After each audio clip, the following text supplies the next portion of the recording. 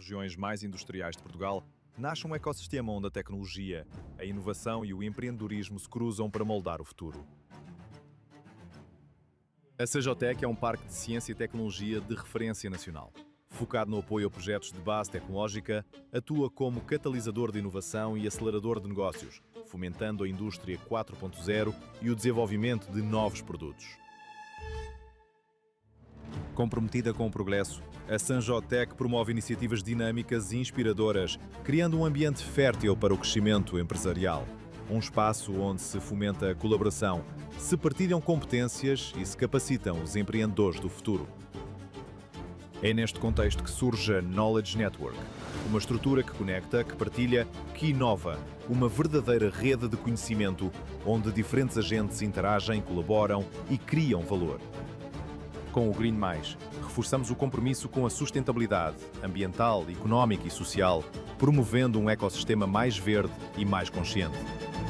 O TechNet é o ponto de encontro entre tecnologia, criatividade, inovação e empreendedorismo. Um evento-chave para quem quer marcar o futuro. Com o Space on Earth, São João da Madeira afirma-se como um hub de negócios impulsionado pela tecnologia espacial, onde o céu já não é o limite. O Criatec é muito mais do que um programa.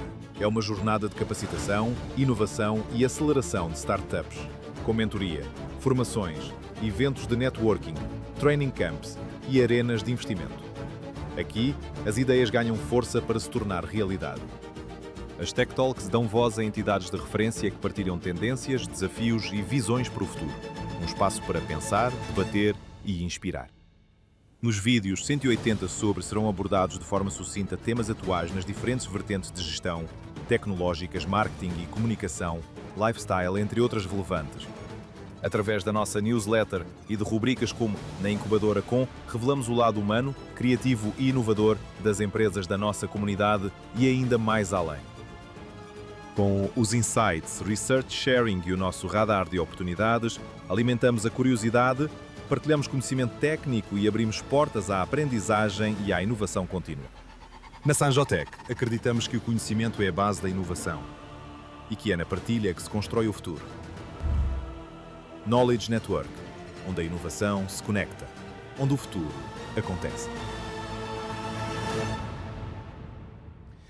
E bom dia, sejam bem-vindos a este segundo dia do TechNet Trends. Vamos ter um dia desafiante, estamos a começar um bocadinho mais tarde, mas vai ser um dia desafiante. Vamos ter cibersegurança, desafios do digital, IA e os novos desafios para empresas e sociedade. Antes, e ainda temos mais também, mas vamos falando ao longo do dia. Antes quero só recordar-vos que podem visitar os vários stands que temos aqui nesta Oliva Creative Factory. Tem aqui dentro, tem por aqui vários stands lá fora. E depois, no Auditório Fresh, aqui ao lado, vamos ter o Criatec Side Events. Atenção que o primeiro, as arenas de investimento já estão, o espaço foi sujeito a inscrição, por isso não poderá toda a gente assistir, só quem se inscreveu. Vai ser às 2 da tarde. Às 3h40 temos um evento que aí todos podem ir, que é o Girls Can Code. Aí já pode toda a gente assistir. Mas vamos falando disso ao longo do dia. Para já, vamos discutir cibersegurança. Eu chamava para moderar a conversa Luís Lobo e Silva. Luís Lobo e Silva é Associate Partner de Segurança da Informação na Kroll Portugal, lidera projetos de cibersegurança, representa a empresa em eventos como o C-Days, do Centro Nacional de Cibersegurança, foca-se em estratégias que reforçam a resiliência digital das organizações. Luís, passo-lhe a bola e força. Muito obrigado, César. Bom dia. Sejam bem-vindos, enfim, o César já fez esta introdução. Eu quero agradecer à CJTEC pela oportunidade de estar aqui, em nome também da Crow Advisory Portugal. Espero que, enfim, consigamos dar-vos aquilo que vocês têm expectativa de ouvir aqui hoje. E a pedir também para se juntar a nós o João Manso, que é um dos oradores convidados. João Manso, que é o CEO da Redshift.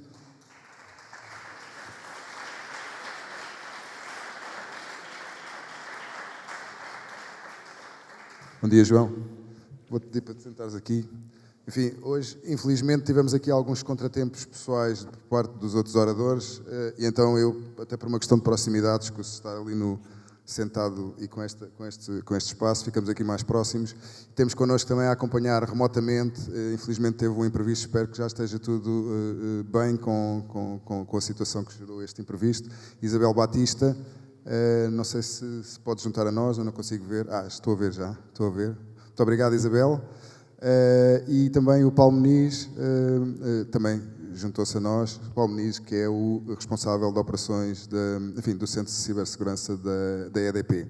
A Isabel traz-nos aqui uma visão mais de Estado, enquanto o Estado, ou os Estados enquanto agentes promotores. Ela atualmente é representante de Portugal para a cibersegurança em Bruxelas. E poderá aqui, portanto, falar-nos um bocadinho desta visão, do que é que podem ser as oportunidades também, e o que é que está a ser feito do ponto de vista institucional e também comunitário.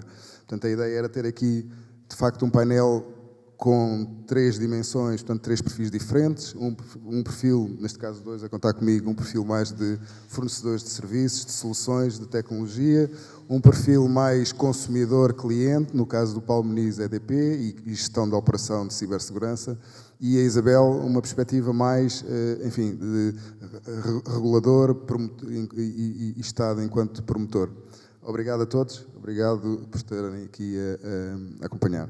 Bom, começando, também por defeito profissional, eu gosto de dizer que a cibersegurança, enfim, é um tema sexy, está na moda, mas é de facto um universo de disciplinas, é um universo muito multidisciplinar. E daí, se calhar, também a expectativa das oportunidades são de facto imensas e as necessidades também e oportunidades de inovação. Existe aqui dois universos paralelos. A questão da cibersegurança, que está normalmente associada mais à componente digital, e à dimensão da gestão da segurança da informação. Eu ia pedir, se calhar começava pelo Paulo Muniz, nesta ótica, uma vez que ele tem a gestão de uma operação, enfim, à escala do que é uma EDP, como é que ele olha para esta dimensão, enfim, da cibersegurança? É só digital, Paulo? É também segurança da informação? Qual é que é a sensibilidade também depois da comunidade que tu tens que gerir e de todos os stakeholders envolvidos, e depois também mais à frente iremos abordar essa ótica. Fala-nos um bocadinho, por favor. Ok, então, obrigado, bom dia a todos. E obrigado pelo convite para estar presente neste fórum e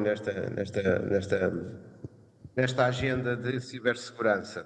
Bom, então é assim, eu costumo dizer, já que quando vem muitas vezes aquela conversa de que a segurança não tem nada a ver com não é a tecnologia, que é pessoas, às vezes dizem que é pessoas e que a tecnologia não é pessoas, há diferentes visões, não é? Portanto, eu não gosto de nenhuma dessas visões, portanto, porque a cibersegurança é exatamente tecnologia e pessoas também, e também processos, não é? Portanto, se quisermos fazer aquela tríade, a cibersegurança acaba por ser estas 3 coisas.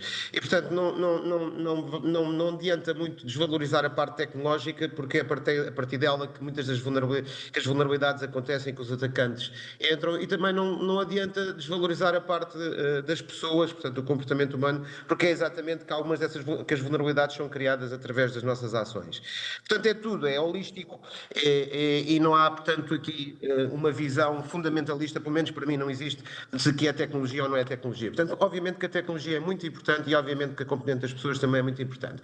E é assim que eu a vejo.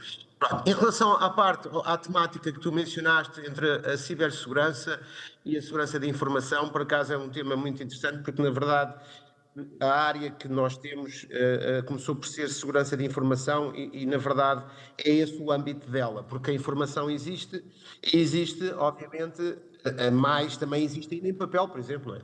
E, como tal, temos políticas e normas, por exemplo, até para a parte de como é que lidamos com os documentos em papel, e que já aconteceu no passado, às vezes, encontrarmos documentos que não deveriam estar, por exemplo, acessíveis até em sítios como um caixote de lixo, por exemplo. Isso já muito remotamente. A questão é que cada vez mais, eu costumo fazer assim uma esfera entre a segurança da informação e a informação que está em suporte digital. E o que se passa é que a informação que está em suporte digital é cada vez maior e a esfera interior vai cada vez tocando mais na segurança da informação e obviamente que a segurança da informação, sendo mais abrangente, acaba por se misturar e quase ser, ter o mesmo âmbito da cibersegurança. Portanto, eu não considero que seja um tema, não é um tema que para mim seja problemático. Eu acho que, mais uma vez, conceptualmente é a segurança da informação que estamos a falar, portanto, que é mais abrangente do que ela existe no formato no mundo digital ou nos suportes digital, mas na verdade não penso que isso seja uma questão que me tire o sono,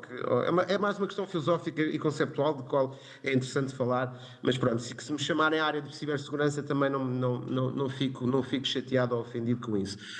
Os desafios aqui é que são muito complicados em organizações e, portanto, para não me alongar muito, em organizações que têm presença em múltiplas geografias.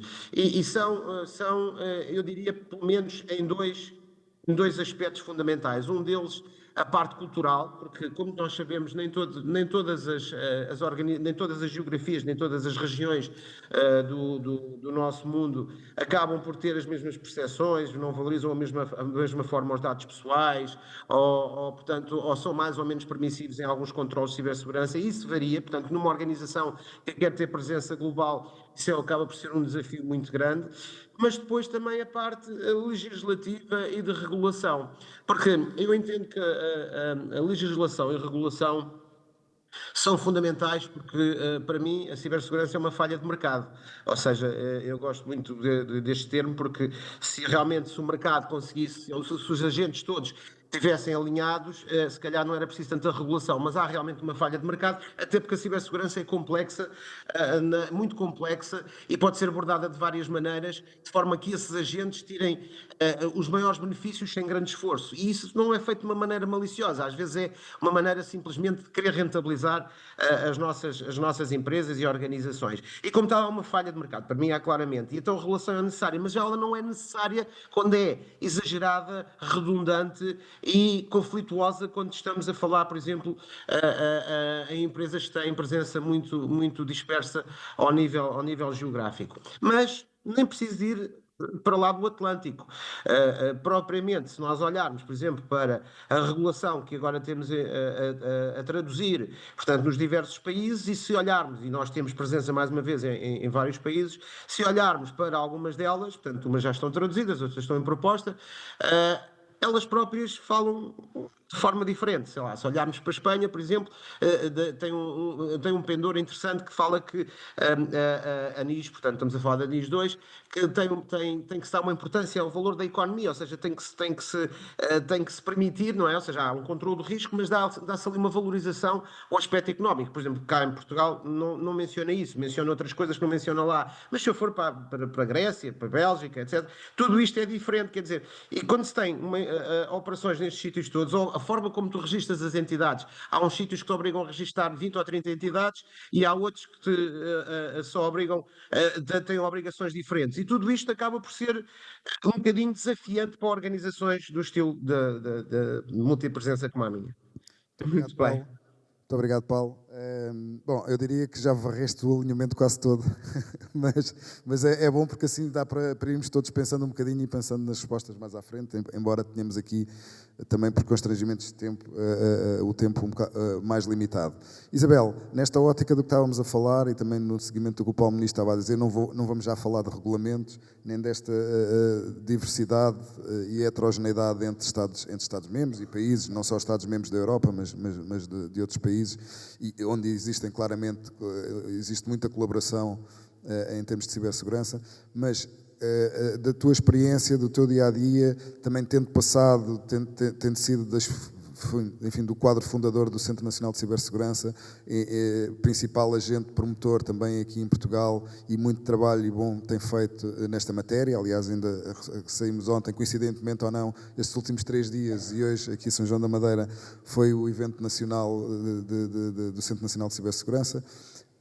Quais é que são os principais desafios e também agora estando em Bruxelas, quando os Estados olham para esta necessidade de promover e sensibilizar e olhar não só a tecnologia, mas também o fator humano, quais é que são os desafios? O que é que tens sentido? Então, muito bom dia, muito obrigada pelo convite. É muito giro passar do plano nacional para o plano europeu, porque efetivamente, no fundo, o plano europeu é que alimenta o plano nacional.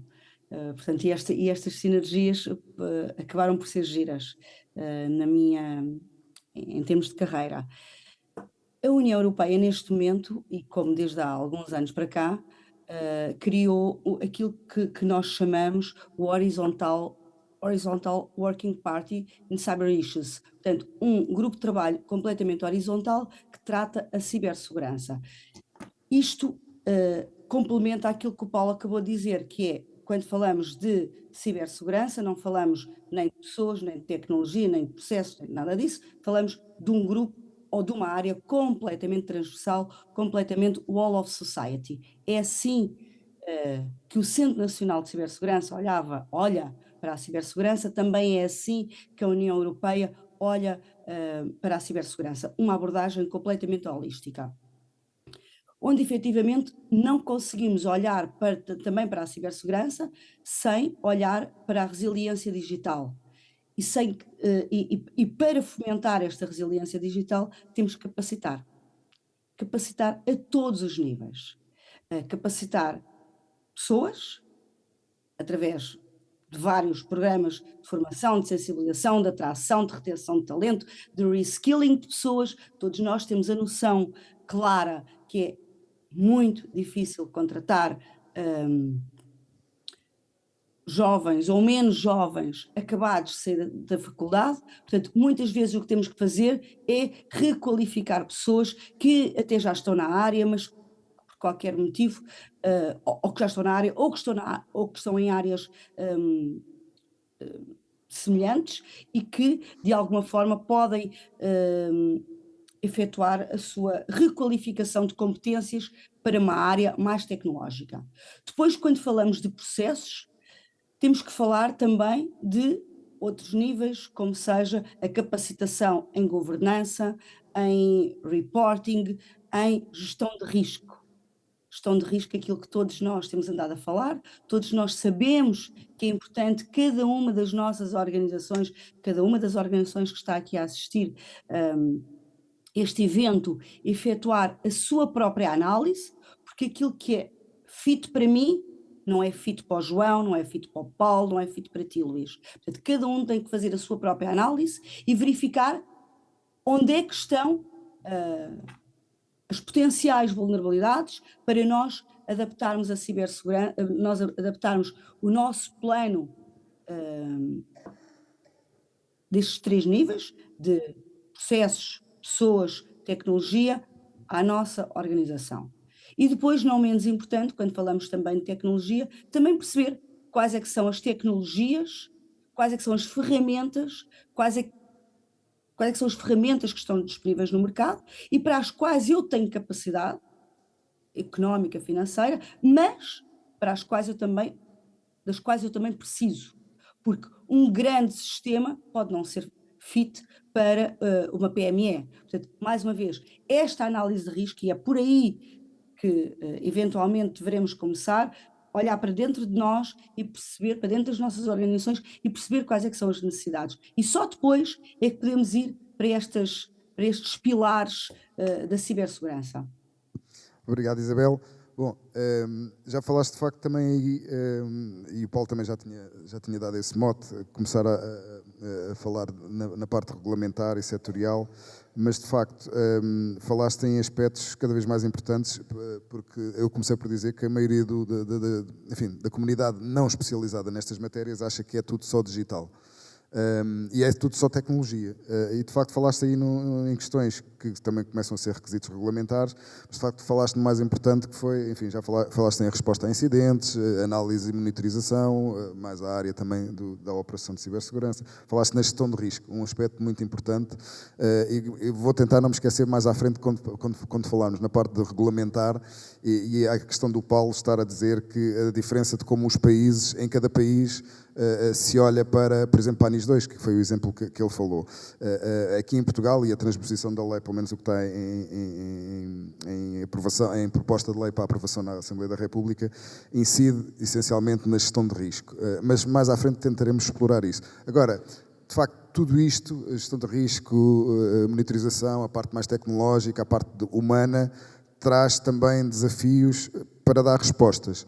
E aí aproveitava para pedir ao João o que é que, no teu dia-a-dia, são as tuas preocupações e como é que tu geres as necessidades do mercado e tentas adaptar a tua organização a estas necessidades do mercado, sendo o tema da cibersegurança de facto tão vasto, como temos estado aqui a falar, e com tantas disciplinas e com dimensões diferentes das pessoas, processos e tecnologia, mas também ao mesmo tempo, desta forma, criando oportunidades e necessidades também de investimento. Como é que tu olhas para isto? Então, bom dia. Para já agradeço o convite de estar aqui presente. É um prazer. Esta é a primeira vez que poderão também partilhar convosco aqui algumas ideias e opiniões. A pergunta que o Luís me está a fazer é um bocadinho desafiante, mas eu vou começar por uma forma um bocadinho diferente. O grande desafio que uma empresa prestadora de serviços e implementadora e integradora de soluções, especialmente para clientes como é o caso da EDP e o caso do Estado português, tem como desafio principal e o risco associado a isso. É um bocadinho pensar o que é que aconteceu no dia do apagão. Apagou-se a luz, passado pouco tempo apagaram-se as comunicações, passado algum tempo começámos a perder data centers e de repente nós precisávamos prestar serviço e havia algo fundamental que não tínhamos, que era a energia. E logo a seguir, algo fundamental que também começámos a não ter, que eram as comunicações. Mas precisávamos continuar a entregar serviço. Portanto, tínhamos as pessoas, tínhamos os processos, mas os processos estavam a falhar porque os nossos prestadores de serviço não foram capazes de prever uma falha de energia e o prestador de serviço de energia não foi capaz de responder em tempo útil, de forma que toda a estrutura de suporte à resiliência digital, porque é disso que estamos a falar de resiliência, fosse capaz de manter a disponibilidade para depois todos os outros serviços que têm que funcionar com base em energia e comunicações conseguissem continuar a trabalhar. E isso foi um desafio muito grande para a nossa empresa naquele dia, percebermos como é que nós conseguíamos ultrapassar as limitações que estavam a ser colocadas pela nossa estrutura, infraestrutura de parceiros que tínhamos, que começaram a falhar e a cair aos poucos conforme o tempo ia passando. Mas tínhamos que continuar a prestar serviço a clientes como a EDP, a clientes como o Estado, em que nós prestamos serviços de monitorização de segurança. As comunicações no mundo não caíram, portanto, o nosso mundo, no mundo digital, continua a ser atacado e nós precisamos perceber como é que os ataques estavam a funcionar, que ataques é que estavam a aparecer, se estavam a utilizar as nossas fragilidades naquele dia, que era a falta de comunicações, principalmente, para podermos interagir e responder aos incidentes. E esse desafio fez-nos pensar e repensar a nossa forma de trabalhar e a nossa própria existência como prestadores de serviços em algumas áreas. Isto porque, e a Isabel focou isso, o principal questão que hoje, e o Paulo também abordou, a principal questão que nós hoje temos, no ponto de vista da sociedade, naquilo que diz respeito à cibersegurança, é perceber o risco, reconhecer o risco, perceber o que é necessário acontecer para falharmos. Não é que aquilo que nós precisamos ter para não falhar, nós vamos falhar, mas o que é preciso acontecer para falharmos, e principalmente percebermos que há uma das coisas que vai falhar e que falhou na minha organização, que foram as pessoas. Eu comecei a não ter comunicação com as pessoas e as pessoas começaram a ficar perturbadas na sua própria capacidade por não terem energia ou não terem comunicações, não conseguirem comunicar aumentou o nível de stress e deixaram de conseguir projetar-se. Portanto, nós temos que repensar a nossa própria resiliência. Não vou chamar resiliência digital, porque continua a ser um outro tipo de resiliência, que é a resiliência empresarial, que afeta também pessoas, tecnologias e processos, mas naquele dia nós precisámos de repensar a nossa forma de estar e a nossa forma de interagir, por forma a continuarmos a ter a nossa existência, a prestar serviço aos nossos clientes. Isso fez-nos criar muitas sensações de falta de capacidade e de potencial para resolvermos alguns problemas que não são nossos, que são dos nossos operadores. Nós tivemos um data center que sustenta uma grande parte da nossa operação, que ao fim de 6 horas teve que desligar porque não tinha abastecimento. E quando aquele data center fechou, nós percebemos uma série de serviços essenciais que deixaram de funcionar. Portanto, o próprio Estado também não foi capaz de perceber que havia ali um data center que não podia desligar porque havia serviços essenciais que deixaram de funcionar. E nós conseguimos começar a perceber isso, mas a nossa infelicidade foi não conseguimos reagir a isso. Portanto, um dos fatores muito importantes que nós próprios, todos nós, como cidadãos, mas também como responsáveis dentro das nossas áreas de atividade, seja dentro do nosso trabalho, daquilo que fazemos no dia-a-dia, é percebermos quais são as limitações que nos podem afetar de forma que nós falhemos. Portanto, pensar a resiliência daquilo que é o nosso negócio, daquilo que é o nosso trabalho, é um fator essencial do ponto de vista da existência, da nossa própria existência, porque cibersegurança sem eletricidade não existe. Eu tive esta discussão há muito pouco tempo com alguém que disse que o essencial num treino era ter manuais para poder ler, porque se faltasse a luz ainda tinha manuais para ler, e disse ainda bem, porque se tiver manuais para ler, mas não tiver luz, os manuais não interessam porque não há tecnologia. Nós temos estas coisas de repente chocarmos com uma realidade. Não é? A realidade do apagão trouxe-nos, não foi medo, trouxe-nos a sensação de impotência, mas também o choque com a realidade que nós temos que sobreviver de uma forma diferente.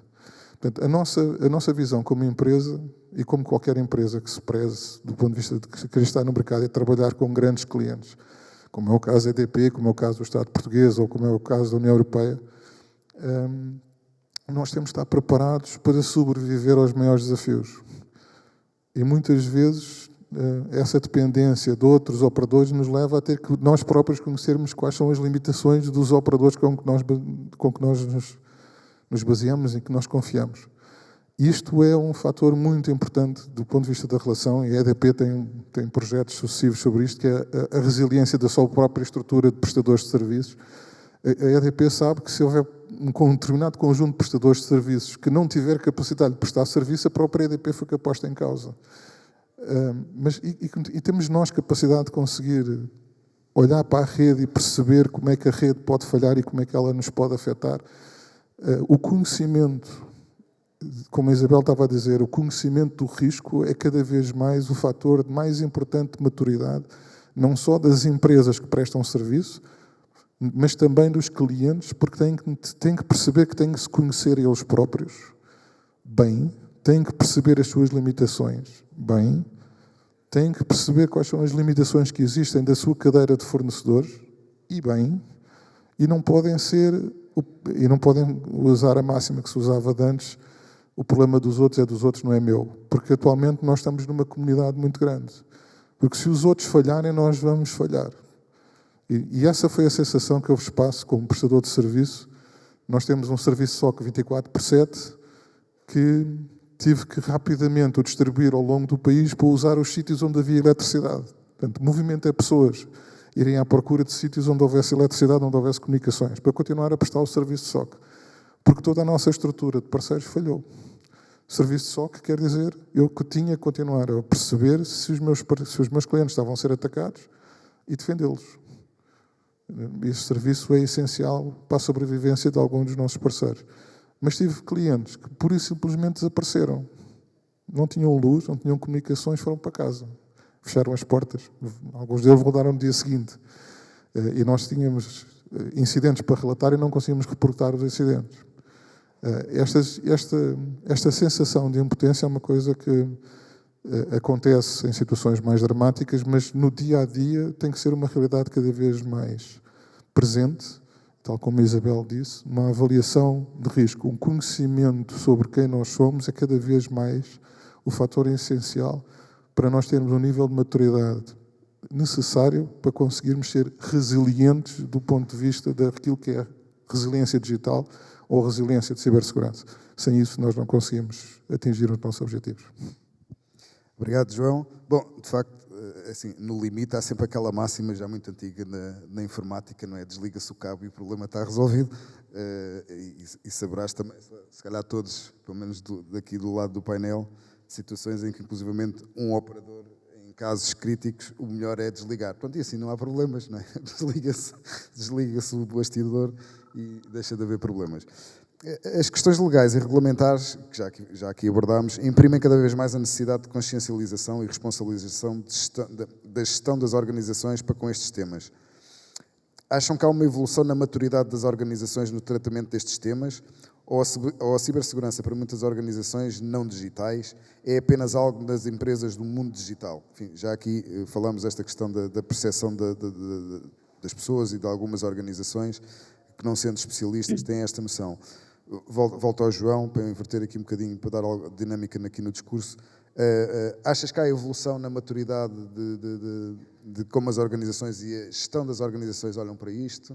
Ou só quando surge um incidente, ou porque há um determinado dia que estão com atenção até nas notícias e ficam mais surpresos? Esta questão do apagão, embora nada aponte para que tenha sido um incidente de cibersegurança, ou pelo menos, enfim, não há ainda uma fonte credível sobre o que é que pode ter dado origem, mas despertou-nos aqui para voltou a despertar a atenção, pelo menos para quem está nesta área, que é precisamente a capacidade de mitigação e de resposta a incidentes e, mais importante que tudo, é a questão de o uptime, ou seja, o recovery time, o tempo de conseguir repor a operação, que podia ter sido por uma questão de um incidente de cibersegurança ou não, mas a reposição é um tema, de facto, é operacional e é comum às diversas, enfim, independentemente da origem do incidente.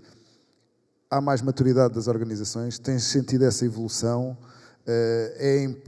Essa evolução a haver, no teu entendimento, é imprimida também por questões legais e regulamentares, algumas setoriais também, há muitos setores já a adotar um conjunto de requisitos e a adoção de frameworks, ou achas que ainda há um caminho longo a percorrer?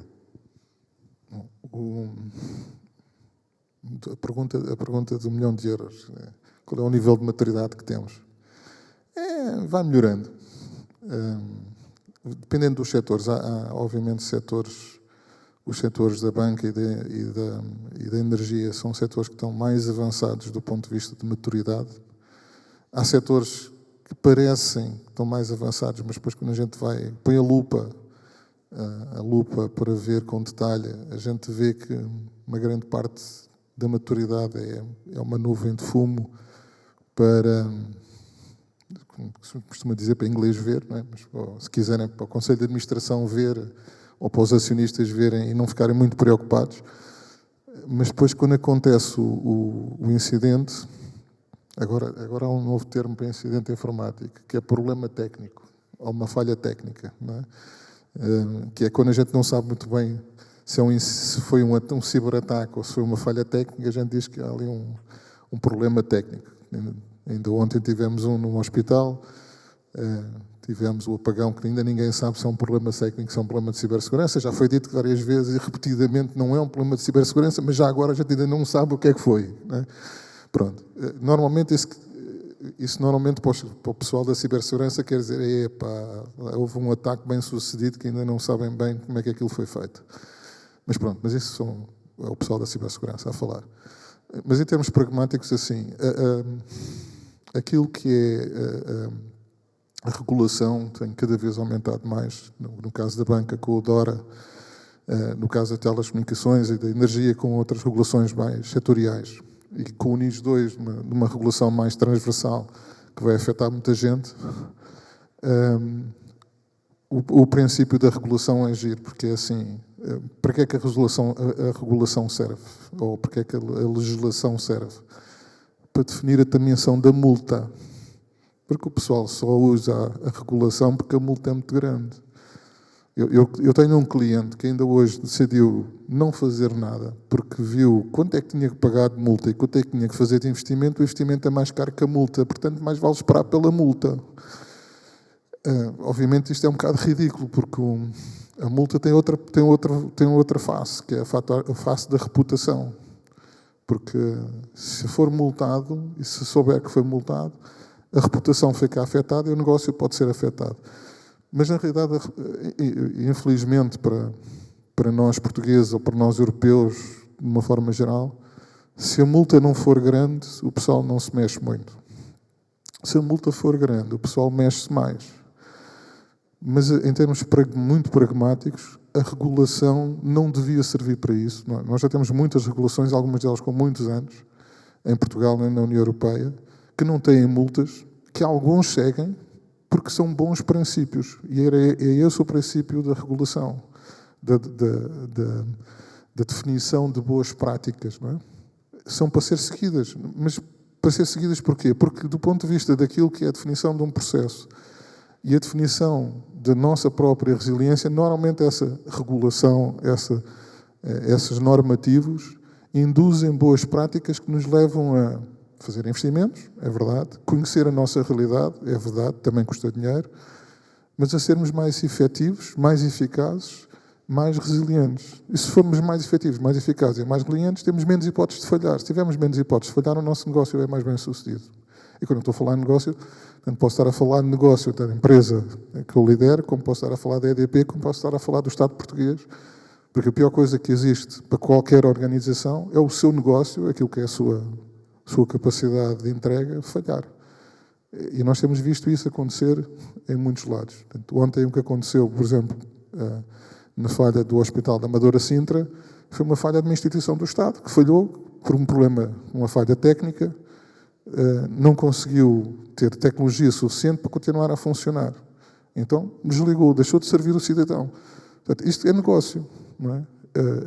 Houve uma falha de resiliência, até pode não ser um problema de cibersegurança, mas houve uma falha de resiliência. E para todos nós, estas falhas de resiliência são aquilo que nos afeta. A cibersegurança é apenas uma parte daquilo que é a problemática. Agora, o que se tem visto é a maturidade continua a ser fraquinha em muitos setores, de um ponto de vista genérico, usando muito a nuvem de fumo para esconder um bocadinho as fragilidades, sempre na expectativa, como diz um caro amigo meu, que os CISOs têm todos uma fé muito grande, portanto acreditam em Deus, que dizem isto não nos vai acontecer, só vai acontecer aos outros. Portanto, quando nós temos esta fé, é porque na realidade nós sabemos que temos fragilidades que esperamos sempre que elas não sejam exploradas pelo destino, não é? Seja o destino maldoso ou seja por acaso.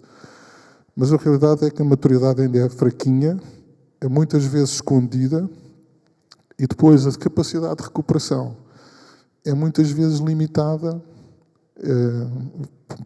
e muitas vezes é preciso contar com os outros, mas isso também faz parte. Digo isto muitas vezes, sozinhos não somos nada. Então, nós com o nosso cliente, muitas vezes não somos suficientes para conseguir recuperar quando existe um incidente, seja ele técnico ou seja de cibersegurança, não interessa. Se houver um incidente, normalmente somos poucos para conseguir ajudar o cliente a fazer uma coisa, que é recuperar bem e depressa.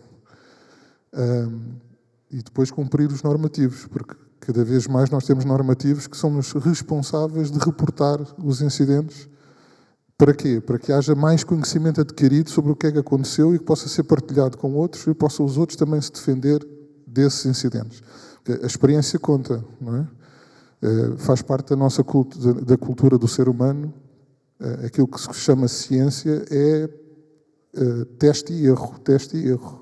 Nós aprendemos com os erros dos outros e aprendemos com os nossos próprios erros. Portanto, a parte da partilha é importante. Mas, em termos práticos, o que acontece é que a resiliência e a capacidade de recuperação ainda temos muita coisa para fazer pela frente, muito para crescer. Obrigado, João.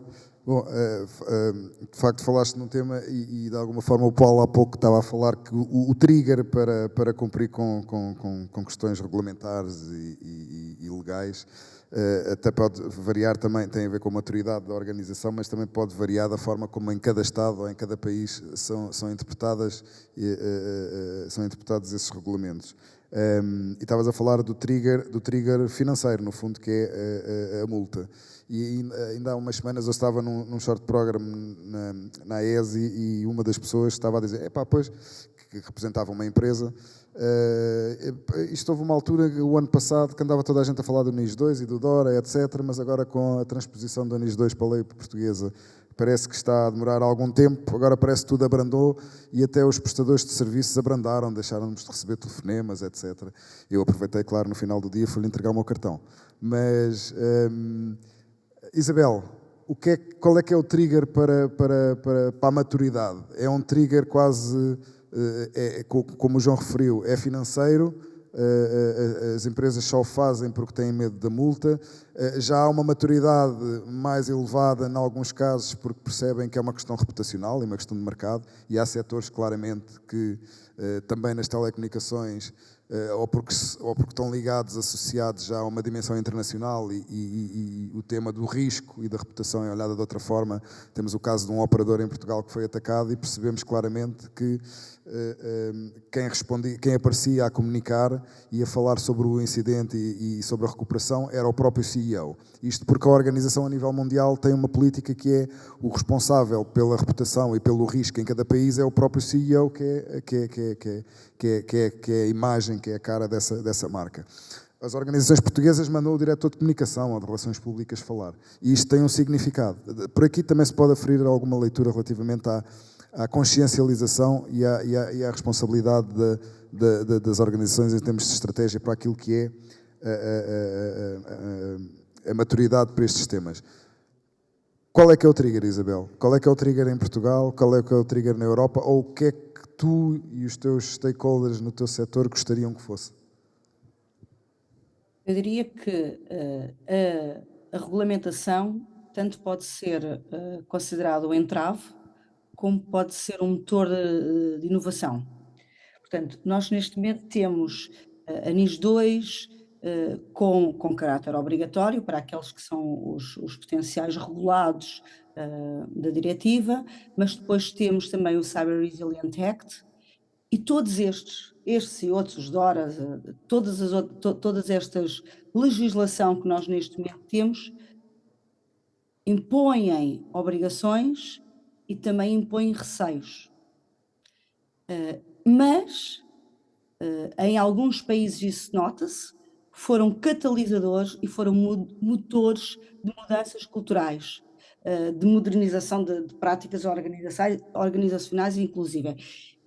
Se nós pensarmos um bocadinho, eu infelizmente não estou aí, portanto não consigo ver exatamente, não consigo aferir o público que está aí a assistir, mas se nós fizermos um paralelismo com aquilo que são, por exemplo, as mudanças culturais que o setor rodoviário nos impôs, eu que gosto de acelerar, muitas vezes sou levada a pensar, eu não posso ficar sem carta, portanto eu tenho que ter cuidado na minha condução. Portanto, esta imposição legislativa rodoviária levou-me a uma potencial mudança de comportamento.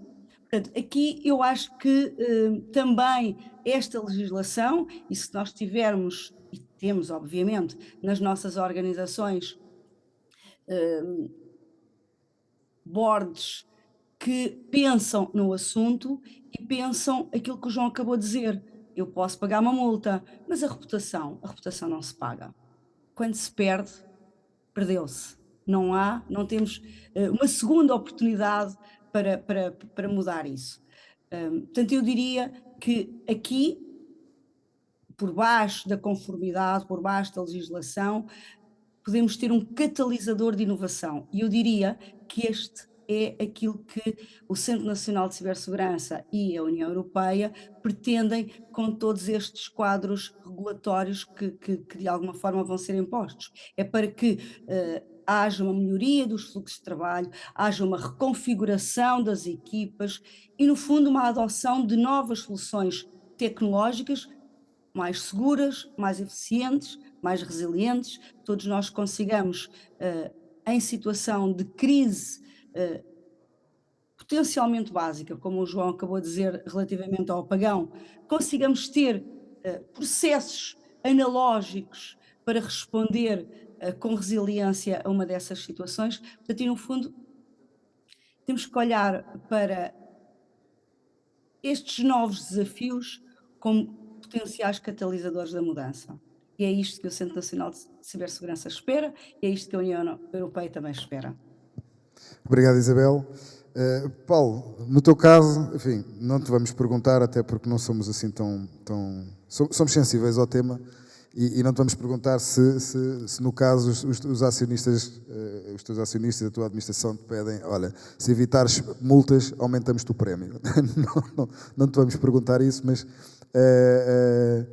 qual é que é a abordagem? Qual é que é a tua preocupação no dia-a-dia? Como é que tu olhas para esta questão da regulamentação? E é um tema também que nós queríamos explorar aqui hoje, muito rapidamente, porque só nos restam 11 minutos. O que a Isabela, entretanto, já fez e bem, trouxe para cima, trouxe para a conversa, que é a questão de, ok, estas questões e estas necessidades, sejam regulamentares, reputacionais, o que seja, trazem a necessidade e criam a oportunidade de apresentar serviços e soluções novas também. Isto leva à inovação. Como é que tu olhas para isto? Bem, olá, bem, Luís, misturaste aí muitos temas, mas eu, como sou mal comportado, vou começar primeiro por dizer outra coisa, que é o seguinte. Mencionaram aí que não há um relatório, há um relatório de causas do apagão, sim. Há uma semana atrás, portanto, a Espanha, o governo espanhol, portanto, lançou um relatório onde estão lá, são causas técnicas bastante complicadas, porque tem que se entender no mundo da energia, mas existe realmente, efetivamente, já um relatório do governo espanhol sobre o apagão, portanto, podem todos consultar, existe uma versão, não sei se existe uma versão confidencial, mas existe uma muito boa e muito rica, que aliás até aborda temas de cibersegurança, dizendo exatamente nesse relatório que não, que portanto não houve nenhuma causa, não houve nenhuma causa em termos de cyber. No entanto, existe um conjunto de medidas que estão lá escritas e elencadas, que acabam por ser sobrepostas àquilo que a própria NIS 2, de uma forma geral, preconiza. Portanto, agora, também para sermos certos, para entendermos aqui uma coisa, a pergunta que podem fazer é o seguinte: então, mas o apagão podia ser provocado por um ataque de cibersegurança? Poderia, obviamente que poderia.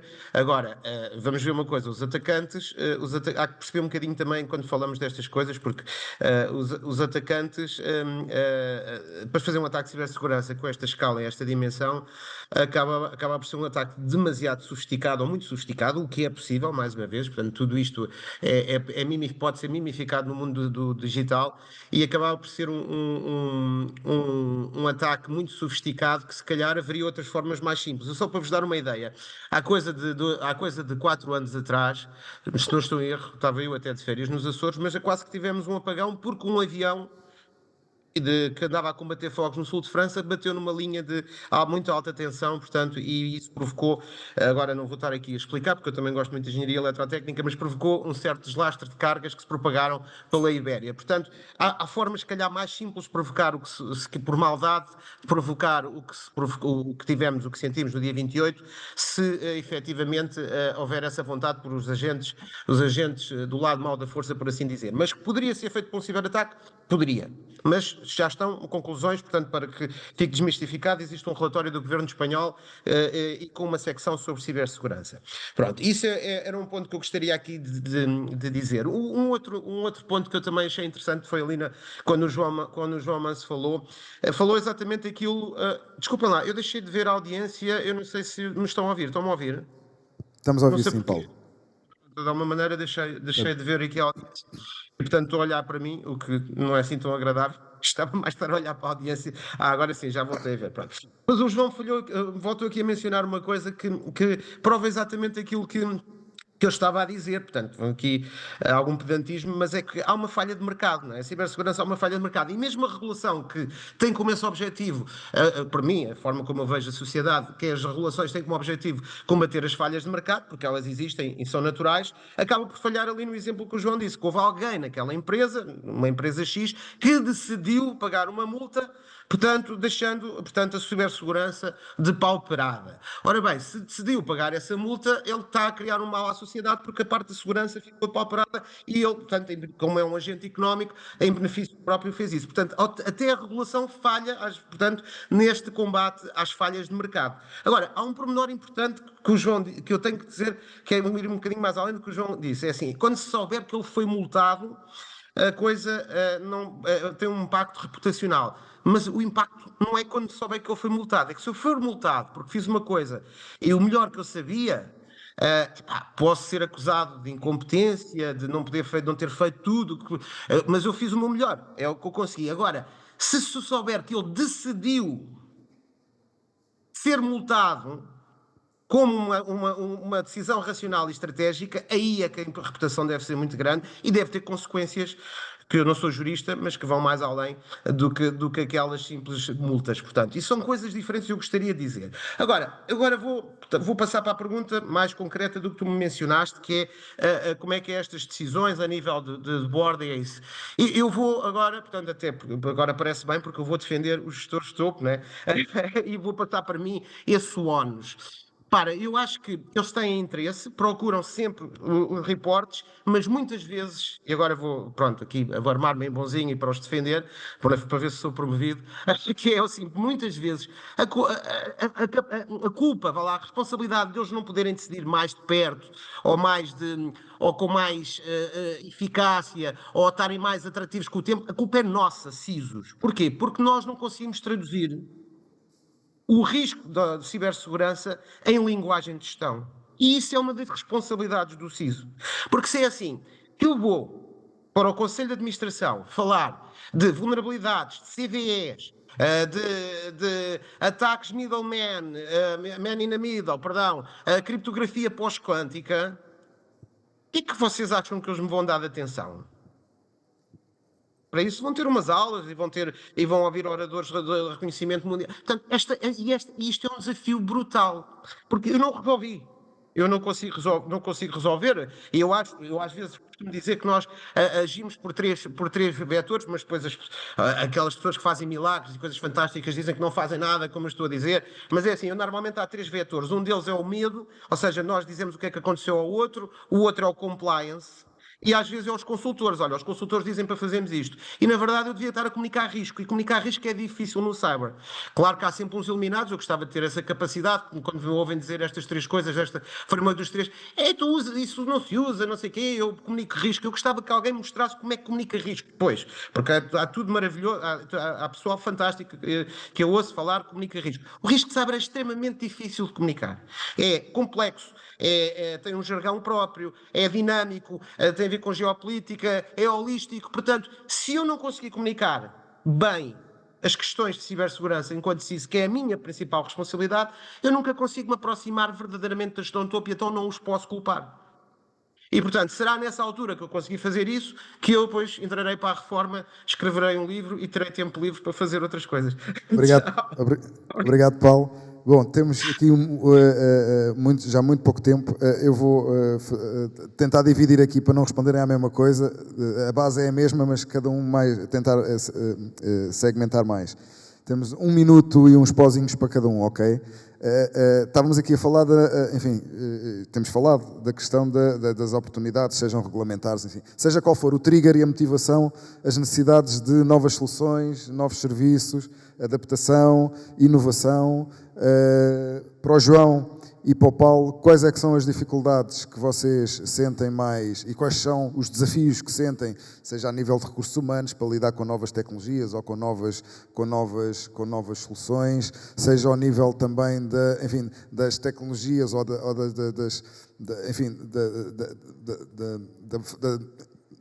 da base tecnológica a adotar.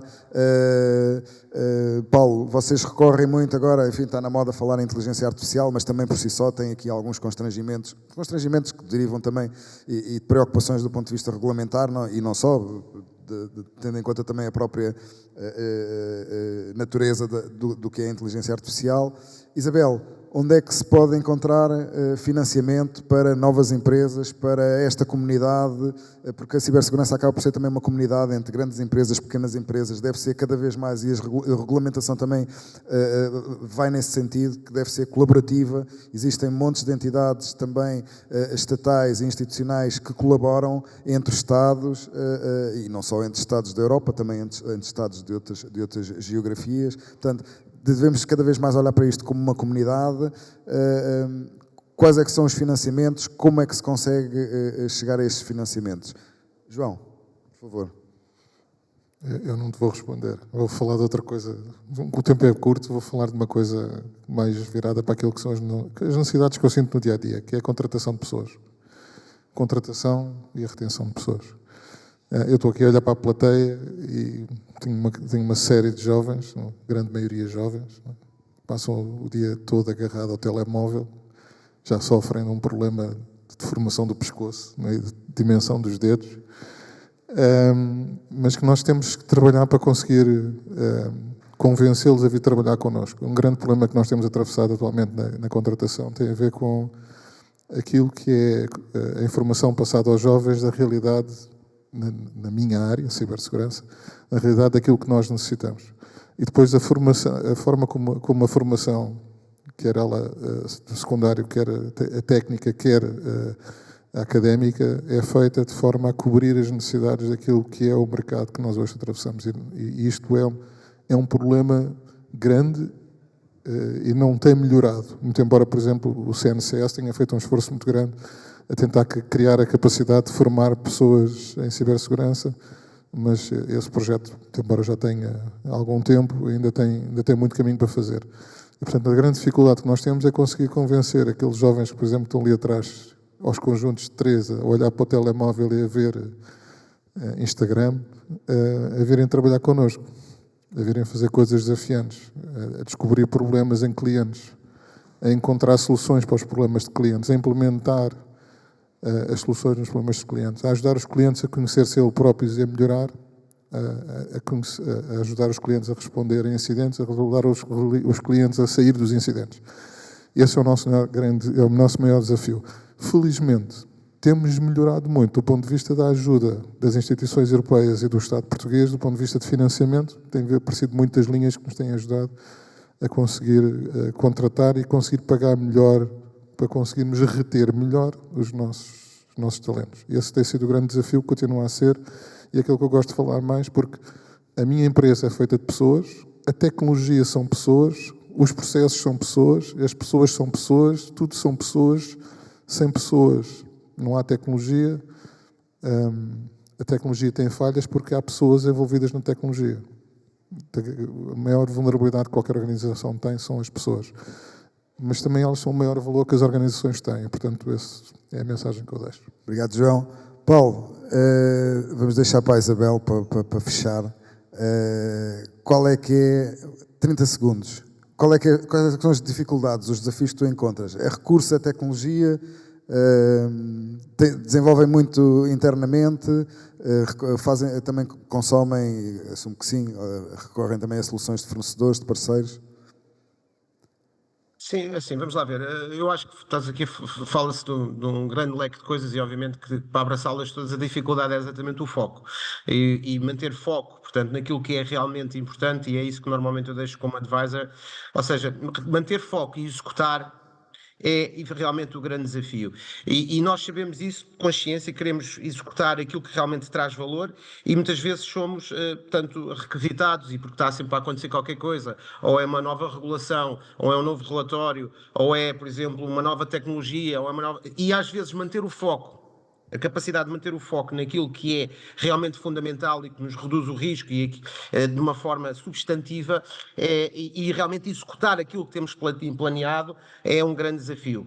Pois, mas atrás disso depois mexe um bocadinho, isto é como um esparguete, não é? Portanto, quando se puxa vem muitas coisas atrás. Obviamente, para fazer isso preciso de recursos, não é fácil obter recursos hoje em dia, como também aqui já falámos, mas depois, se calhar, para ter recursos, eu devia usar a tecnologia e, por exemplo, utilizar os avanços tecnológicos para sermos mais eficientes. Depois também vou primeiro alocar ali para tornar mais eficiente, ou primeiro preciso mais recursos. Estas coisas, a capacidade de foco no mundo de hoje é fundamental, de foco e de execução. É fundamental. Eu só queria dizer só uma coisa adicional, que é o seguinte. Falaste, eu até pensei que ia direcionar essa pergunta, falaste da inovação.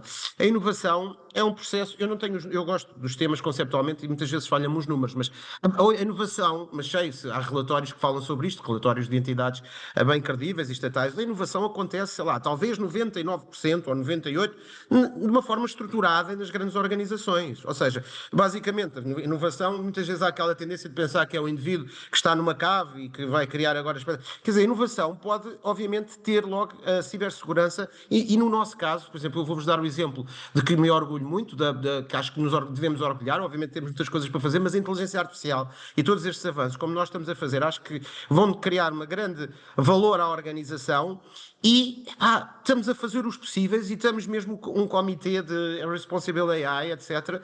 Portanto, para que isso surja de uma forma correta. Portanto, a inovação é algo estruturado, é algo pensado, não é? A inovação que estamos a pensar da cave acontece, e isso não se chama propriamente inovação, portanto, chama-se, sei lá, criatividade, genialidade, que depois poderá eventualmente trazer benefícios à sociedade e ao mundo. Mas a inovação, ela existe na organização desta forma e pode muito bem ter nos seus processos, e aliás deve ter, porque é a nascença que deve-se de fazer o Security by Design, pode ter essa cibersegurança. Queria deixar esta nota, mas foco e execução. Muito obrigado, Paulo. Isabel, Obrigado. as tuas, enfim, o teu contributo e para terminar, tens tu o privilégio de fechar este painel. A Cláudia ia gostar de ouvir. Força. Obrigada, Luís. Financiamento. Não percebi. Financiamento. Financiamento, ok. Bem, a nível europeu nós temos neste momento 2 linhas de financiamento. O Programa Europa Digital, que apoia centros de competência, projetos de inteligência artificial e cibersegurança. E como não podemos falar de inteligência artificial e de cibersegurança sem inovação, temos depois a outra linha de financiamento, que é o Horizonte Europa, que é uma linha dedicada ao financiamento e da inovação tecnológica. Não nos podemos esquecer que tivemos nestes últimos 3 anos, termina agora em março de 2026, o PRR, que foi também utilizado por muitas organizações nacionais como um catalisador para reforço da cibersegurança em várias organizações, em particular no setor público. Eu penso que aqui o grande desafio é traduzir todas estas oportunidades, e aqui vou pegar nas palavras do Paulo, é pegar nestas oportunidades, focar-nos nestas oportunidades e traduzi-las em projetos concretos. Porque quanto mais nós dispersamos, mais difícil é termos foco. Efetivamente, estamos a ser muito... bem, eu acho que está a ser avassalador nos últimos anos o número a quantidade de informação e de necessidades para as quais nós estamos a ser propostos. Foco em traduzir estas oportunidades de financiamento em projetos concretos que possam criar valor para o ecossistema empresarial e para a administração pública e para os comportamentos mais seguros. Não esquecer aquilo que o João Manso acabou de dizer também há pouco, que para esses jovens que aí estão a assistir, existe um programa do Centro Nacional de Cibersegurança, a CIA Academy, onde todos podem recorrer para se requalificarem ou para se qualificarem em cibersegurança. Aproveitem, está apenas disponível até março de 2026. Obrigado, Isabel. Bom, derrapamos aqui 6 minutos e 42 segundos. Peço desculpa ao César.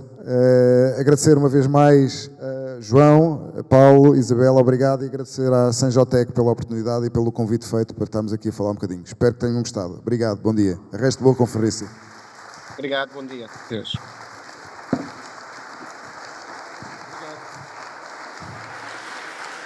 Obrigado por terem cumprido.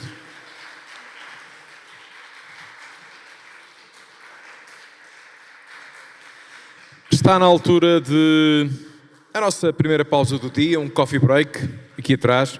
Depois, reforço, aproveitem para visitar os stands que estão por aqui nesta Oliva Creative Factory, aqui, ali, lá atrás, lá fora, porque há muita coisa para conhecer. Também recordar que no âmbito deste TechNet está a decorrer o 9º encontro da Rede Nacional de Testbeds de Portugal.